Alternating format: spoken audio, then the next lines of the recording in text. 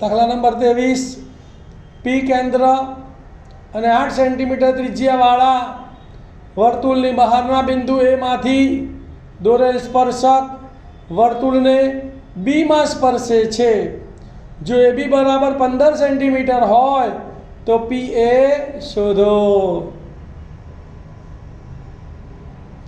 ધ્યાન આપો ભાઈ. અહીંયા શું કહે છે શરત? અહીં પી કેન્દ્ર અને 8 સેન્ટીમીટર ત્રિજ્યાવાળા વર્તુળના બહારના બિંદુ એ માંથી દોરેલો સ્પર્શક વર્તુળને બી માં સ્પર્શે છે.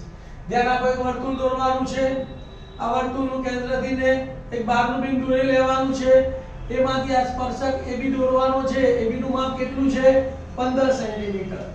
સ્પર્શ બિંદુએ દોરેલી ત્રિજ્યા સ્પર્શકને કેવી હોય છે?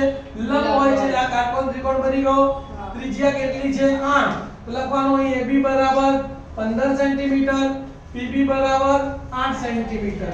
કાટકોણ ત્રિકોણનો કોણની ત્રિપુટી આપણને ખબર છે 8:15:17. તો મોડે જવાબ ખબર પડી ગઈ. કેટલો આવશે? 17. લખવાનું કેવી રીતે? તો લખવાનું કે હવે ત્રિકોણ PBA માં કોણો B કાટકોણો છે. માટે પાયથાગોરસના પ્રમેય મુજબ કર્ણનું માપ શોધવાનું છે. તો પહેલા કર્ણનું સૂત્ર લેવાનું. તો કે PA² બરાબર PB² વત્તા AB². માટે PA² બરાબર PB એટલે 8 નો વર્ગ વત્તા AB એટલે 15 નો વર્ગ.